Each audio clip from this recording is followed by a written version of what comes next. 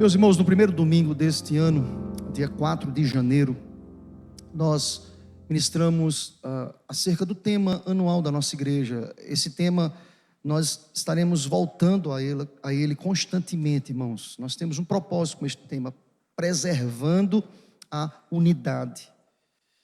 E naquela oportunidade eu fiz questão de colocar no processo litúrgico desta noite o Salmo 133. Naquela oportunidade nós usamos o tema preservando a unidade, que é o tema anual da nossa igreja. E lá, dia 4 de janeiro, nós ministramos baseados no Salmo 133, que termina dizendo que ali o Senhor ordena a sua bênção. Hoje eu queria voltar mais uma vez ao tema anual, irmãos: preservando a unidade. Este é o tema da igreja da IPF nos seus 40 anos. Eu queria olhar com os irmãos nesta noite ao que está escrito em Gálatas, Epístola de Paulo aos Gálatas, capítulo 6.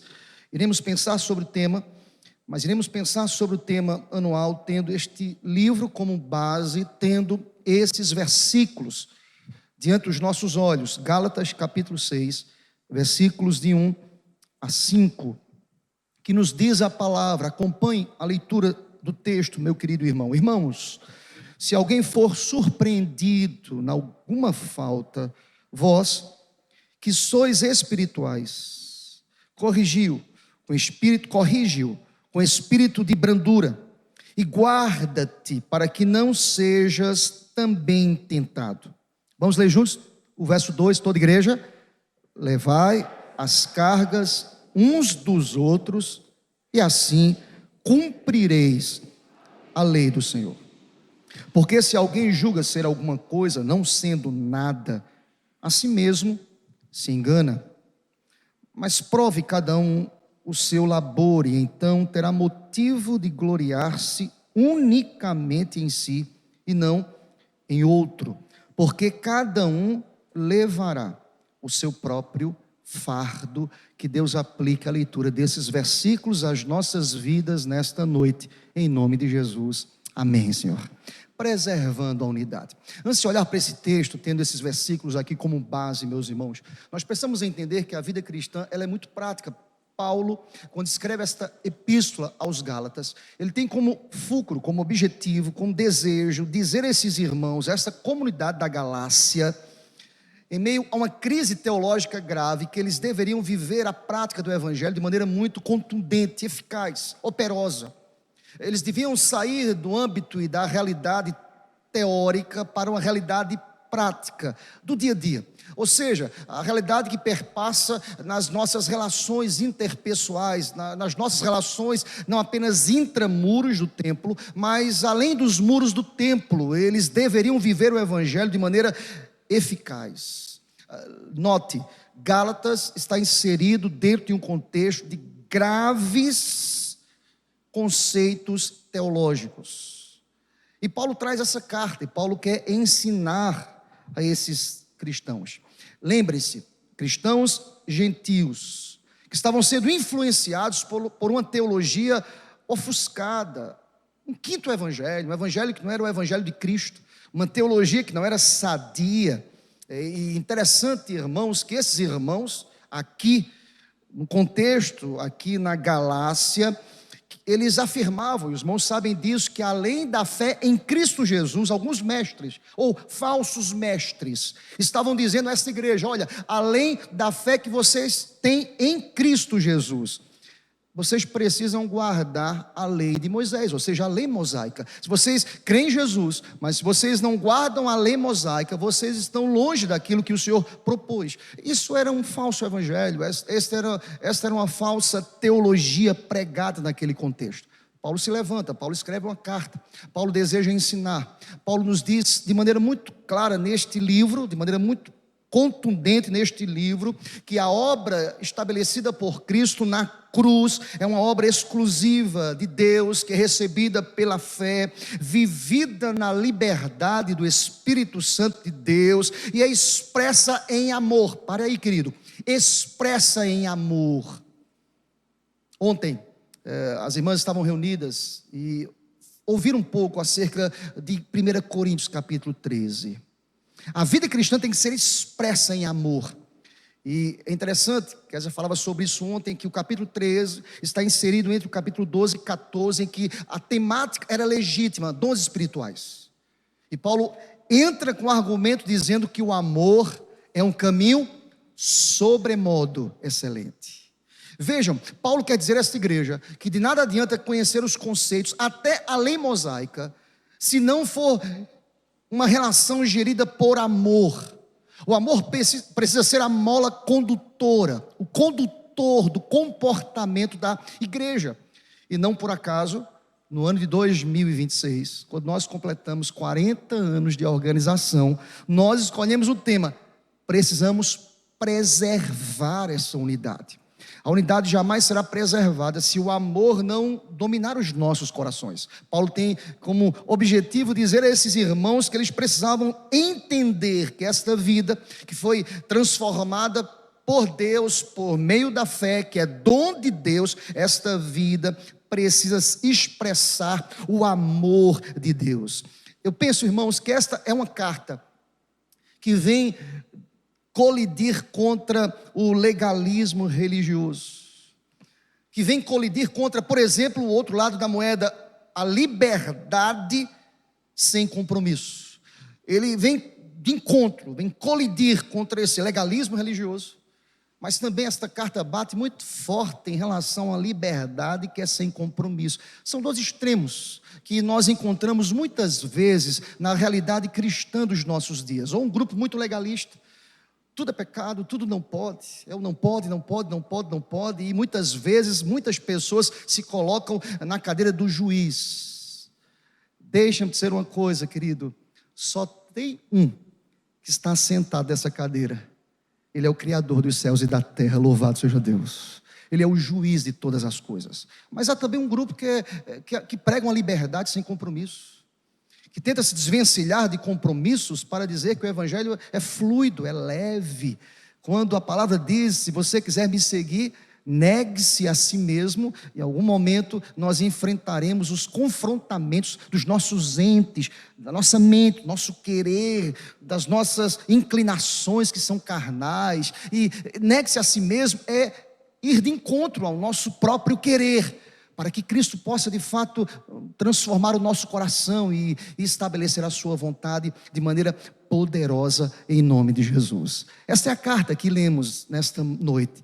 Os versículos que lemos, eles estão inseridos justamente dentro desta carta, irmãos, que o apóstolo destaca a importância, irmãos, de se entender de fato o evangelho. O evangelho é muito prático, o evangelho é dia a dia, o evangelho é muito mais do que se reunir dominicalmente, cantar louvores. Isso é importantíssimo, mas é muito além do que isso. Eu queria pensar sobre esse tema, preservando a unidade, tendo como base esses versículos que nos auxilia, que nos aponta, que pesa sobre nós responsabilidades pessoais. A rigor, nós transferimos algumas responsabilidades, irmãos. Eu não exerço amor porque a igreja fez isso, eu não exerço amor porque eu passei por isso, não. As responsabilidades apontadas por Paulo aqui são responsabilidades pessoais. Eu não posso transferi-las para ninguém, são minhas. Eu preciso vivê-las, eu preciso me comportar como nos diz esses versículos que lemos aqui hoje à noite. Isso me fez lembrar, até fiz aqui o registro aqui, de uma frase do Timothy Keller. Ele diz o seguinte, que o evangelho não é apenas a maneira pela qual se entra no reino. Algumas pessoas imaginam que é apenas a maneira pela qual nós entramos e encontramos a porta de acesso em Cristo. Ele é a porta, graças a Deus por isso. Ele que nos conduz a que venhamos a entender o que é o evangelho, mas é muito mais do que entrar. Ele diz, Tim Keller, ele é a maneira, o evangelho, pela qual se vive, na condição de participantes do reino. Diz mais ele, é a maneira pela qual Cristo transforma as pessoas, igrejas e comunidades. E deixa-me dizer uma coisa, essas realidades, elas são transformadas pelo poder do amor, louvado seja Deus. É o amor que transforma, irmãos. É o amor que muda o ambiente. É o amor que muda corações. Deus é amor.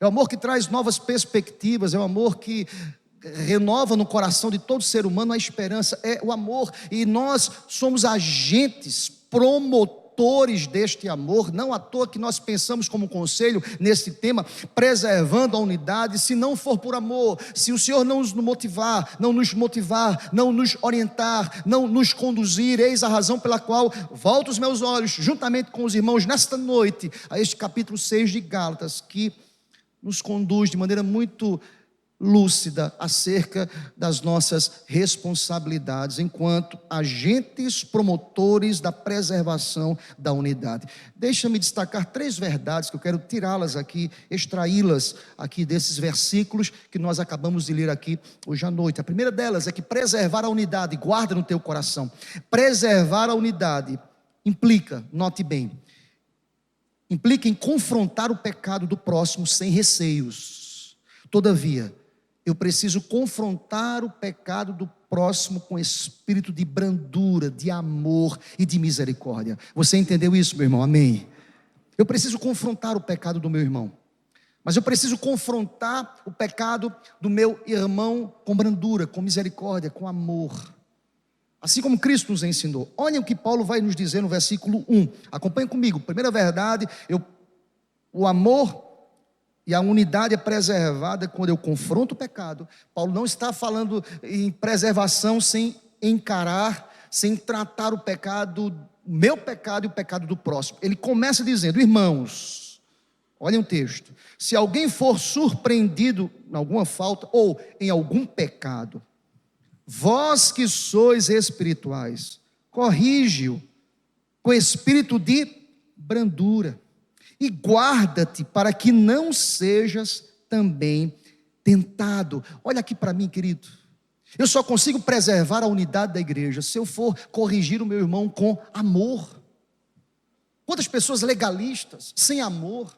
Paulo está tratando aqui, indo de encontro aos legalistas, aos que se colocam em uma posição de superioridade, ou seja, o irmão pecou, o irmão falhou, tropeçou, errou, é um faltoso. Eu não posso procurá-lo com vaidade no coração, com arrogância na alma. Paulo trata isso, Paulo equipara a todos. Ele começa o texto dizendo, esta sessão dizendo: irmãos, ou seja, eu estou na mesma condição de vocês e eu preciso também guardar para que eu não seja também tentado. O amor e a unidade, ela é preservada quando eu confronto o próximo com brandura. Há uma ideia aqui posta neste versículo 1, irmãos, e chama a sua atenção. É uma pessoa que, sem haver planejado, deliberadamente, efetuar uma má ação, ou ser desonesto, ela é surpreendida no pecado. Olha para o texto vai dizer o seguinte: se alguém for surpreendido em algum pecado. Nós entendemos aqui, irmãos, claramente o que Paulo quer dizer é que o crente não pode viver numa dinâmica de passividade em relação ao pecado. Ou seja, pecado é uma coisa que não pode ser corriqueira. Ou seja, eu não posso me acostumar com o pecado. Eu não posso ficar satisfeito com o pecado. Mas ele chega a dizer: se alguém for surpreendido pelo pecado, trate-o com amor, com brandura, com misericórdia. Ou seja, antes mesmo de se aperceber plenamente da natureza eticamente repreensível ou injuriosa do ato, já o cometeu, ou seja, ele é surpreendido, ele errou. Isso pode acontecer comigo, com você. Aquilo que eu aponto muitas vezes é um erro na minha vida amanhã, aquilo que eu condeno muitas vezes vem sobre mim amanhã. E Paulo vai dizer: sejam misericordiosos, sejam misericordiosos. Não sei vocês, irmãos, uma das coisas mais duras, e não deveria ser assim, é quando um líder, conhecido até nacionalmente, ele é duro em suas palavras e ele cai em pecado. Tem duas realidades aí. Às vezes aquele que repreende não é brando na repreensão, e quando ele cai, aqueles que estão ali na expectativa de algum acontecimento também não são misericordiosos e batem fortes, sem pena. A internet nos mostra isso, nos mostra. Há poucos dias atrás, não vou citar o nome, um grande líder mundial confessou publicamente, os irmãos sabem, não vou nem citar o nome aqui, confessou publicamente, um homem que li alguns escritos dele, ele confessou publicamente que estava caminhando, conduzindo uma grande igreja, como escritor, escrevendo vários livros, e estava vivendo uma vida dúbia, estava com uma relação extraconjugal há 8 anos, irmãos, misericórdia. E quando li aquela confissão, que se tornou pública, nós somos assim. O que é que você faz diante disso? Você ora, né, irmão? Amém? Deus está vendo. Aí você vai para o comentário, né? Vamos ver se o pessoal está sendo misericordioso. Quantas pessoas sem brandura. Irmãos, não quero entrar no mérito aqui, pastor, mas ele passou 8 anos, ele passou 10 anos, ele escondeu, ele não foi sincero. Irmãos, Paulo está tratando isso aqui. E aqui, claro, guardadas as devidas proporções, Paulo está dizendo, quem for surpreendido, não se aplica ao caso desse líder. O que eu quero tratar com vocês aqui, é que muitas vezes nos falta misericórdia. Nós somos ávidos em acusar o próximo, mas nós somos letárgicos, lentos, quando tratamos da nossa própria vida. Nós queremos um Deus misericordioso para nós, mas nós queremos um juiz para o próximo. Sempre aconteceu assim. Paulo está tratando aqui com essa igreja que era ávida em acusar. E vejam, Paulo usa aqui uma expressão, tal pessoa foi surpreendida. Como tal caso deve ser tratado. Alguém pecou, há um escândalo notório agora, é alguém que era líder, alguém que estava aí em uma posição de liderança. Olha, eu citei um exemplo de alguém que era um líder mundial, que caiu, que pecou. Qual deve ser a nossa postura? A resposta aqui, queridos, é que os membros da igreja, nós que somos o corpo de Cristo, de maior consistência, eles devem conduzir esse pecador, esse faltoso com misericórdia, devem ser impulsionados pelo Espírito de Deus. Nós queremos preservar a unidade desta igreja, amém, meus irmãos? Nós precisamos tratar os faltosos. O que me chama a atenção, irmãos, é que Paulo não está passando panos quentes a quem é pecador. Paulo está dizendo, trate-os, discipline-os, exorte-os com amor. A verdade é que muitas vezes nós não somos misericordiosos. Nós queremos exortar por exortar, irmãos. E tem aqueles que não recebem a exortação. Tem esse detalhe, eu não aceito. Quem é você? Quem é ele, meu irmão? É um agente de misericórdia, louvado seja Deus. É alguém usado por Deus para tratar o meu coração e o seu coração. E interessante, irmãos, se você prestar atenção, Paulo vai construindo isso. De que maneira, pastor? Para que você entenda aí a hermenêutica, que são os textos que estão mais, as seções que estão ali próximas ao texto que lemos. Volta para o verso 16 do capítulo 5. Veja, só tem esse comportamento quem é conduzido pelo Espírito Santo de Deus. Olhem comigo o versículo 16. Olha como Paulo vai construindo. Digo, porém, leiam comigo, irmãos, todos juntos, verso 16, toda igreja. Digo, porém, andai no Espírito e jamais satisfareis a concupiscência da carne, o desejo da carne. Verso 18, versículo 18, toda igreja. Mas se sois guiados pelo Espírito, não estais sob a lei. Verso 25, para a gente fechar aqui a apresentação, o preparo de Paulo ao versículo 1, todos juntos. Se vivemos no Espírito, uma das marcas de alguém que anda no Espírito é alguém que tem domínio próprio, é alguém que é misericordioso, é alguém que trata os outros com amor. Você entendeu isso, meu irmão? Amém? A unidade da nossa igreja só será preservada se nós exortarmos uns aos outros com amor. Nós temos os nossos temperamentos, né, irmãos? E quem é nordestino é mais brabo ainda. Eu não sei o que é isso, não, irmão. O nordestino é brabo. Mas você tem a marca e o selo do Espírito Santo de Deus. Nós somos novas criaturas. Nós somos crentes. Tratar o próximo de forma espiritual quebra a ideia de superioridade aqui, Paulo. Paulo não quer que ninguém se sinta melhor do que o outro. Veja, é um faltoso, É alguém que é espiritual, que vai tratar o faltoso não com superioridade, mas da mesma forma que a oração do Pai Nosso nos ensina. Assim como perdoa meu irmão, perdoa-me, Senhor. Tem gente que é diferente. Tem gente que é surpreendido com algum ato e começa a tratar mal o outro. Estranho isso, irmãos, isso é antibíblico. Ah, mas ele fez isso. Trate com amor, querido. Mas ele me decepcionou. Olha aqui para mim, quantas vezes você já decepcionou teu pai, o eterno Pai? Ah, mas eu não esperava.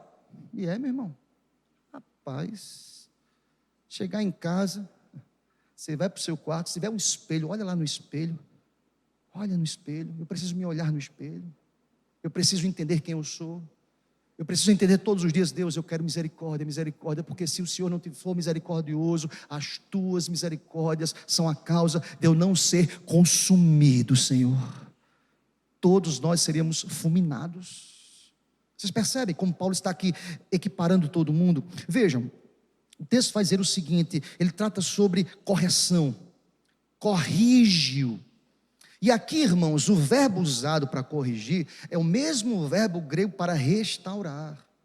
Olha o que Paulo quer dizer, a tua exortação tem que ser uma exortação em brandura e em amor, porque o objetivo desta exortação é conduzir alguém, algo ou alguém, a sua posição anterior de integridade e pureza. Veja, se eu exorto com superioridade, com vaidade, com arrogância, como sendo juiz, eu não vou trazer uma restauração a este coração. Paulo diz, isso não é de Deus. O de Deus, Deus é o restaurador, Deus é o perdoador, Deus é misericordioso. Deus quer nos usar como agentes de restauração. Corrige-o, restaura-o, conduz à condição anterior de pureza, de vida ilibada. Seja um agente de Deus na vida do próximo, em nome de Jesus. Eu estava lendo esse verbo restaurar ou corrigir. Esse verbo, irmãos, era usado habitualmente, usado para pôr no lugar um osso deslocado. Eu disse isso aqui uma vez, até citei, nós temos fisioterapeutas aqui na igreja. Eu lembro-me que jogando bola, muitas vezes, tinha uma pessoa que o seu ombro saía do lugar.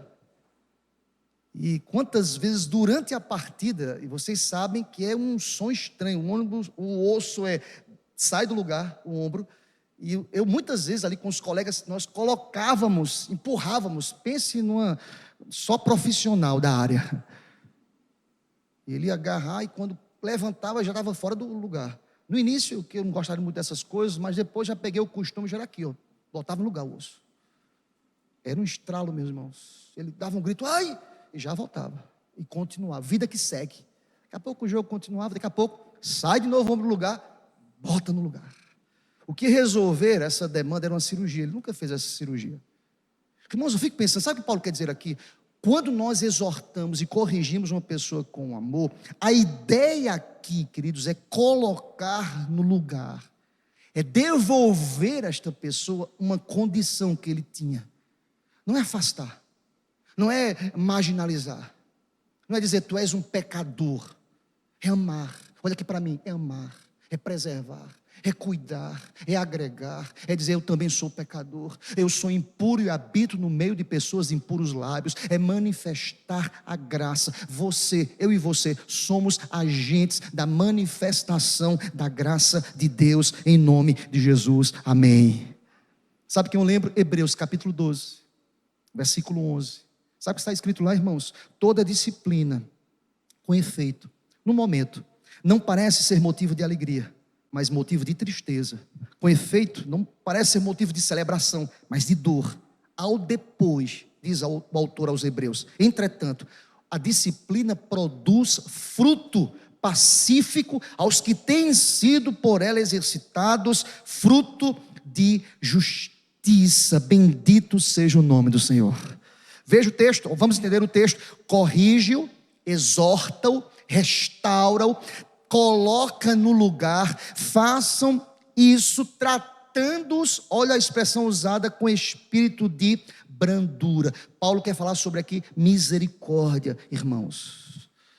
E veja, faça isso olhando no espelho sempre, constantemente olhando para você. Olha para o texto, para a gente fechar essa primeira ideia do texto. Nós devemos corrigir o próximo, mas com misericórdia. O texto diz: exorta-o, corrige-o, restaura-o com misericórdia. Faça isso, mas não tire os olhos de si mesmo. Olhe para você. Olhe para você. Quantas pessoas são tão impiedosas com o próximo porque tem um pecado público, mas você tem os seus pecados secretos e escondidos, e Deus sabe. Não é verdade, irmãos? Alguém falhou e errou, você condena a vida toda a pessoa, mas só você e Deus sabe como está o coração e a mente. Aqueles pecados que são ocultos, que Deus conhece, todos eles. Mas você se coloca numa posição de santo crente, ou super crente, melhor dizendo, que você não erra, que você é ilibado demais, você não tem nenhuma falha. Eu lembrei do jovem rico: você faz tudo isso, vende os teus bens e distribui para os pobres. Isso é pesado para mim. Ele tem um pecado ali. Onde está o teu coração, está o teu tesouro. Quantas vezes nós não temos pecados públicos, mas Paulo está dizendo: cuida, mas olhe para você. Quem pensa que está em pé, cuidado para que não caia. Você entendeu isso, meu irmão? Amém? Quem pensa, quem acha que está numa condição intocável, cuidado. Sabe o que Paulo quer dizer aqui nesse texto? Olhe para você, seja vigilante, querido. Por isso que você deve guardar sempre a posição de misericórdia. E aí, faça isso com espírito de brandura. A primeira verdade é que nós preservamos a unidade quando nós exortamos, e quando nós exortamos em misericórdia. Segunda verdade que o texto quer me ensinar e te ensinar é que preservar a unidade implica também em cumprir a lei de Cristo. Ou seja, a exortação, a correção, a restauração é um princípio estabelecido pelo próprio Cristo. Olhem comigo o verso 2. Ou seja, preservar a unidade é viver e cumprir a lei de Cristo. Nós temos uma doutrina cristocêntrica, porque o texto diz, vamos ler juntos, verso 2, toda igreja: levai as cargas uns, e assim cumprireis a lei de Cristo. Eu gosto muito dos textos de mutualidade. Paulo foi um expert em tratar sobre textos de amor, de mutualidade, de cumplicidade, de uns aos outros. A expressão uns aos outros nas cartas paulinas às igrejas é um termo hebraico que exerce um papel que não é sazonal e pontual. Uns aos outros revela-nos uma condição que é sempre constante. Eu preciso cuidar do meu irmão constantemente. Irmãos, nós temos responsabilidades com os nossos irmãos, louvado seja Deus. E Paulo traz à tona mais uma vez essa realidade. Preservar a unidade implica em cumprir a lei de Cristo, é vontade de Cristo, irmãos. A comunhão cristã é o intervir abrangente, recíproco de uns em favor dos outros. Olhem para o texto, levem as cargas uns dos outros. Olha que texto fantástico. Preservar a unidade, exortar com brandura, é mais do que exortar, porque eu conheço pessoas que exortam, apontam o pecado, não tem misericórdia e abandonam a pessoa. Você não fez nada, querido. Ou seja, se aquilo ali é um pecado pesado para o irmão, você não está ajudando o irmão. É muito mais simples. Lembram daquelas pessoas que estavam ali? Olha, você vai entender o que eu quero te dizer hoje à noite. Querendo apedrejar a mulher adúltera. Lembra do texto? Jesus escrevia sobre a areia e perguntou: quem não tiver pecado, que lance a primeira pedra. É muito mais simples largar pedra. É muito mais simples e confortável para o nosso ego, que é vaidoso, que nós nos escondemos muitas vezes nos nossos egos, naquilo que é escondido. É muito mais simples jogar a pedra, dar as costas e dizer: se vire. Olha o que o texto vai dizer, não é só exortar com brandura, há uma milha a mais a ser caminhada. Exorta com brandura, mas leva a carga. Deus está tratando o coração da gente hoje à noite, em nome do Senhor. Sabe o que Deus quer dizer para mim e para você? Você precisa amar o teu irmão. E amar é uma ação prática, é carregar aquilo que é pesado para o irmão. O que é que tenta um irmão? O que é motivo de pecado desse irmão? Ora com ele, trata-o, leve a carga. A ideia aqui paulina, irmãos, é que nós somos servidores. Há uma ação em que cada membro é uma vez servidor e outra vez é servido. Há uma reciprocidade uns aos outros. Eu conheço pessoas que só querem estar na cadeira de juiz, mas não quer ser repreendido com brandura. E uns aos outros. E um dia eu vou estar dizendo para você: meu irmão, você está errado. Com amor, vamos orar juntos. Outro dia você vai me dizer: pastor, você está errado, vamos orar em amor. É uns aos outros. Vocês entendem isso? Amém, meus irmãos? Sabe o que acontece muitas vezes? É que às vezes o líder, ele diz ao liderado: meu irmão, você está errado, vamos caminhar com amor. Mas quando o líder erra e peca, ele é apedrejado e abandonado. Não é verdade, irmãos?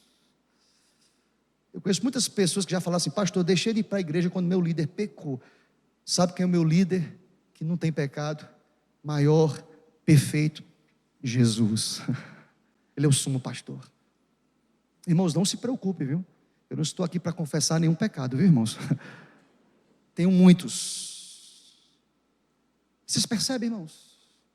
Como a relação de mutualidade, muitas vezes, ela é extremamente tendenciosa. Paulo vai resolver isso. Lembre como Paulo abriu a seção irmãos. Paulo se coloca na mesma condição dos outros. Eu sou apóstolo, mas eu sou o pior dos pecadores. Já pensou, como pastor da igreja, eu chegasse aqui domingo à noite: irmãos, eu sou o miserável pecador. Como é que você ia me tratar?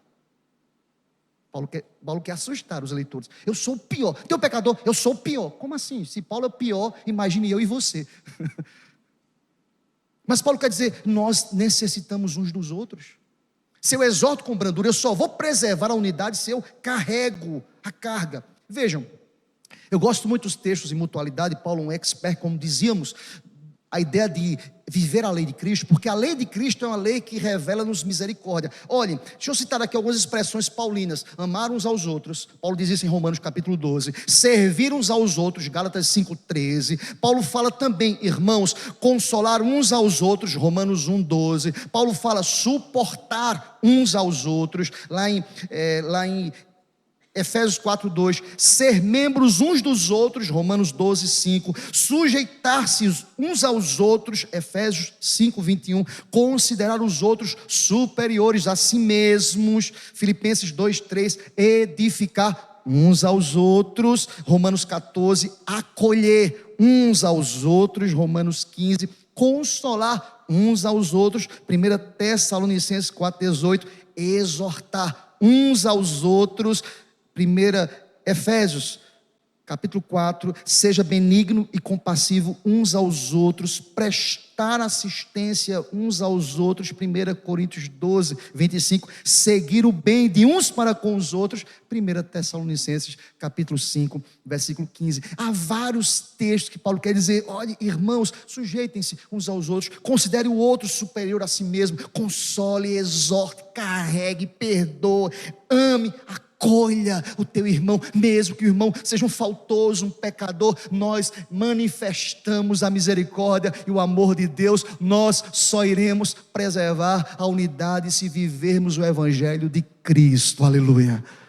Você entende isso, meu irmão? Amém? Paulo é muito claro aqui no versículo 2: leve a carga. Eu preciso carregar. Em outras palavras, sabe o que Paulo quer dizer? Uns aos outros é a coroação do servo. O que te é pesado, querido? Eu vou carregar contigo. O que é pesado para você? Às vezes nós só apontamos, mas não queremos carregar a carga do irmão. Igreja do Farol, devemos preservar a unidade nesse lugar em nome de Jesus. Meu irmão é muito diferente de mim. Carrega aquilo que é pesado para ele. Meu irmão pensa diferente de mim. Carrega o que é pesado. Uns para com os outros. Seja misericordioso em nome de Jesus. Aqui Paulo quer resistir também, irmãos, a situação em que o irmão está exposto na sua falta. Carregue. Olha, eu penso que alguns irmãos leem diferente aqui o verso 2. Eles leem os textos de mutualidade de uns para com os outros, assim, uns contra os outros. Misericórdia, irmãos. Sejais e portai-vos diferentemente, coloque-se na outra trincheira, uns com os outros. Misericórdia, irmãos. Nós somos uma família, irmãos. Amém, irmãos? Nós somos uma família.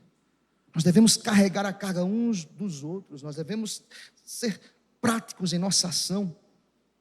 Um aos outros é diferente de um contra o outro. Porque Cristo é a nossa paz. Você entende isso? Amém, meu irmão? Cristo é a nossa paz. Por isso que Paulo vai dizer: cumprireis a lei de Cristo. Lembra da profecia de Isaías? Porque o menino nos deu, um filho se nos deu, o sacerdote, o reino está sobre os seus ombros, e o seu nome será, todos juntos? Maravilhoso, Conselheiro, Deus forte, Pai da eternidade. Vamos entender o texto. Se Cristo é o príncipe da paz, eu estou em que reinado aqui? Eu estou de Cristo. Você é de Cristo, meu irmão? Amém? Se eu sou de Cristo, eu sou um promotor da paz. Então eu sou uns com os outros, não um contra o outro. Eu preciso promover essa paz. Como Cristo promoveu a paz, irmãos? Cristo promoveu a paz, mesmo diante de uma realidade extremamente desafiadora. Mas diz a palavra, Cristo chega na plenitude dos tempos, em tempos difíceis, irmãos, para trazer paz, para manifestar paz, para agregar judeus e gentios, senhores e servos, homens e mulheres. Não existe mais isso em Cristo. Cristo é paz, irmãos, diferentes, agora caminham juntos. Como assim, pastor? Só a graça, só Cristo. Por isso que a reforma diz: somente Cristo, sola Cristo. Por isso que o culto é cristocêntrico, por isso que o louvor é para Cristo, por isso que a vida é para Cristo. Por isso que Paulo disse: vivo não mais eu, mas agora é Cristo que vive em mim. Eu só consigo preservar a unidade se de fato, irmãos, eu viver com Cristo, cumprir a lei de Cristo. Vamos terminar o texto. A unidade é preservada se eu cumpro a lei de Cristo. E por último, Paulo é extremamente prático. Ele vai terminar dizendo o seguinte, que preservar a unidade implica em levar o nosso próprio fardo, o nosso próprio peso. Olha o que diz os versículos 3, 4 e 5, aí nós terminamos, irmãos. Leiam comigo, por gentileza. Por quê? Se alguém julga ser alguma coisa, não se a si mesmo se engane, mas prove cada um o seu labor, e então terá motivo de gloriar-se unicamente em si e não em outro, porque cada um levará o seu próprio fardo. Você entendeu a palavra de Deus? Amém, meu irmão? Eu só vou preservar a unidade se eu me olhar no espelho. Antes de tratar o outro, eu preciso levar o meu fardo, eu preciso saber quem eu sou. Nós não conseguiremos suportar o fardo do outro, a menos que tenhamos uma visão apropriada de nós mesmos. Sabe o que Paulo quer dizer aqui à igreja? Tem um mergulho introspectivo. Vocês sabem quem vocês são. Por que vocês estão sendo impiedosos para com o próximo? Você sabe quem é você. Quando você deita o travesseiro no quarto lá, quando você tem os seus pensamentos, quando você está sozinho, quando não tem ninguém perto de você, você sabe quem é você. Eu sei quem eu sou. Paulo é muito eficaz, muito cirúrgico aqui nesses versículos finais desta sessão. Cuidem de vocês. Eu estava, mais uma vez, quero citar aqui Tim Keller. Ele vai dizer o seguinte, que nossa tarefa é carregar o nosso fardo individual de modo a agradar a Deus. Eu preciso me olhar. Ou seja, sabe o que Paulo quer dizer aqui? A unidade é preservada quando acontece um autoexame. O autoexame falso leva ao autoengano, torna-nos imprestáveis no processo da manifestação da misericórdia ao próximo. Olha o que diz, conforme o verso 3, olhem comigo o verso 3 mais uma vez, diz a palavra: porque se alguém julga ser alguma coisa, não sendo nada, a si mesmo se engana. Ou seja, se não tem um autoexame, e se o exame é falso, pessoal, eu não serei um agente de transformação na vida do próximo. Paulo aqui trata, eu só vou preservar a unidade se eu confessar o meu pecado, se eu me colocar diante de Deus, como Isaías se colocou: eu sou impuro, Senhor, quem sou eu? Eu sou merecedor. Não, eu careço da tua misericórdia, eu careço da tua graça. Quem sou eu para apontar o irmão? Quem sou eu para apenas julgá-lo? Quem sou eu para marginalizá-lo? Eu preciso amar o meu irmão como Cristo me amou. Aleluia. Esse é um texto extremamente desafiador, irmãos. Nós tentamos incessantemente provar a nós próprios que nós somos alguém. Olha aqui para mim. Constantemente nós queremos provar a nós mesmos que nós somos alguém. Sabe o que Deus está dizendo para mim e para você hoje? Se você não tem uma confissão sincera diante de Deus, você não é nada. Você não está sendo um agente de transformação na vida do próximo. Quem somos nós? Nós somos pecadores, irmãos. Sabe o que eu lembro? A exortação precisa de Deus usando o anjo da igreja no contexto das cartas às igrejas da Ásia Menor, especificamente a igreja de Laodiceia, lá no capítulo 3, versículo 17. Sabe o que Deus disse àquela igreja? Olha que texto interessante, irmãos.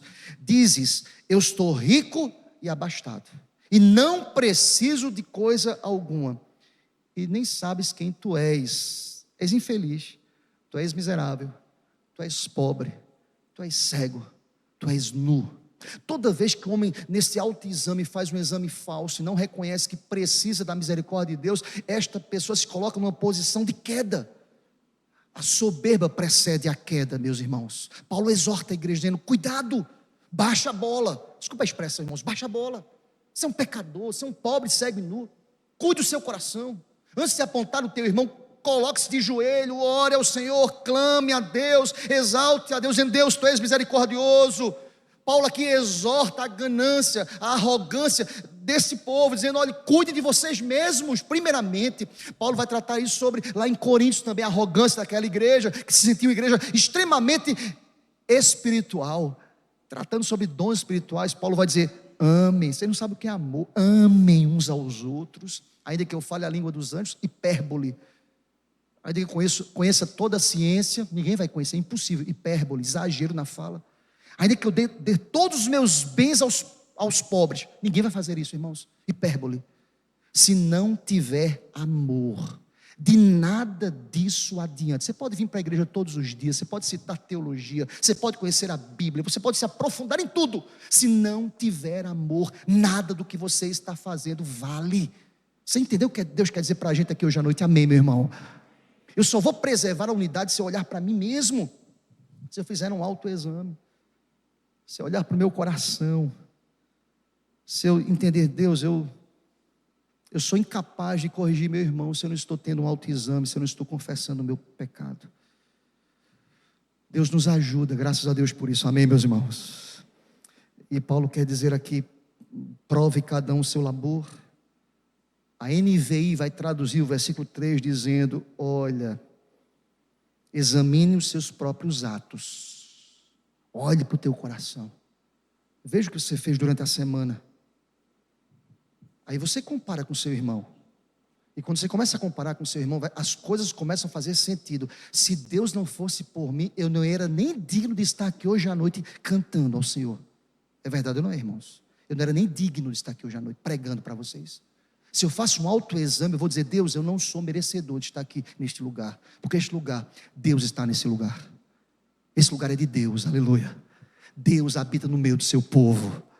Eu não sou nem merecedor, irmãos. Vocês também não são merecedores. Olha, vamos caminhar para o final. O texto vai dizer o seguinte: quanto ao autoexame correto, ele vai nos apontar aqui. Olha o verso 4. Mas prove cada um o seu labor, a sua labuta, a sua lida. Ou seja, examine, faça um exame dos seus próprios atos. Perceba o quanto você é limitado. Perceba as suas ações pecaminosas. Outras condições aqui, que eu poderia citá-las aqui hoje à noite. Veja o seu estado, veja como você chegou aqui no culto. Olhe para as suas fraquezas. Prove cada um do seu labor. E então, olha que precisão de Paulo. E então, você entende? Você terá motivo de gloriar-se unicamente em si, não no outro, porque é muito mais fácil gloriar no outro. É um pecador, é um fraco. Olha o que ele fez. Eu lembrei de um locutor de futebol. Olha o que ele fez, olha o que ele fez. Os fortes entenderão. Olha o que ele fez. É muito mais fácil dizer: olha o pecado dele. Olha que escândalo para a igreja. Eu lembrei dos comentários daquele pastor que pecou e o povo lá detonando. Quase colocaram esse pastor no inferno. Colocaram no inferno, tiraram do inferno. E quantas pessoas na cadeira de juiz. Olha aqui para mim, querido. Deus é um Deus de misericórdia. Louvado seja Deus. As misericórdias do Senhor são a causa de não sermos consumidos. Muito obrigado, Senhor. olhe para a gente, olhe para você, eu preciso olhar para mim, olhemos para nós mesmos. E aí, queridos, fechando, o versículo 5 nos diz, olhe comigo, porque cada um levará o seu próprio fardo. É interessante que a ligação estreita aqui, note bem, querido, com o verso 4, recomenda que se pense no atual autoexame, não no processo, no juízo final. Aqui é um autoexame, irmãos, não é sentença final, é uma confissão. A sentença final quem dá é o Senhor, irmãos, é o Senhor. Não existe uma pessoa sem um ônus no sentido estrito. Também deve aqui contar com faltas ocultas. O termo usado grego aqui para fardo era utilizado para descrever todo tipo de peso na vida. O texto usado aqui fala sobre todo o peso da vida. O texto vai dizer o seu próprio fardo, ou seja, tudo aquilo que às vezes está oculto no teu coração, você precisa confessar, você precisa tratar, você precisa apresentar diante do Senhor. Eu preciso descrever diante do Senhor, Deus, esse fardo. Eu preciso dizer, Deus, isso é pesado a minha vida. Eu preciso apresentar ao Senhor. Olha aqui para eu fechar, irmãos. Não tem esse fardo, que são todas as cargas, sejam cargas emocionais, sejam cargas do pecado ali oculto, da minha espiritualidade fria, distante, letárgica, são cargas. Por isso que Paulo vai dizer, olha, volta para o verso 2, levai as cargas uns dos outros. Olha como Paulo fechou. Se o meu irmão tem carga que é pesada, eu também tenho cargas que às vezes ninguém conhece, nem o meu cônjuge conhece, mas Deus sabe quais são. Você entendeu o que Deus quer dizer para a gente hoje à noite? Vamos preservar a unidade, irmãos, amém? E para preservar a unidade eu preciso tratar primeiramente o meu coração. Esta é uma frase conclusiva nesta sessão, para nos dizer e chamar a nossa atenção a uma volta à misericórdia, a mutualidade, a solidariedade com o irmão caído, aquele que estava em pecado. Que Deus aplique essa palavra ao coração da gente. Os desafios são enormes no ano de 2026, mas se Deus é por nós, quem será contra nós? Aleluia. Se Deus é amor, o amor será pregado aqui neste lugar. Se Deus é mutualidade e misericórdia, o amor e a misericórdia serão pregados aqui nesse lugar. Se Deus é o Deus de toda comunhão, esta comunhão será preservada aqui para a honra e glória do nome do Senhor Jesus. Aleluia. Amém, Senhor.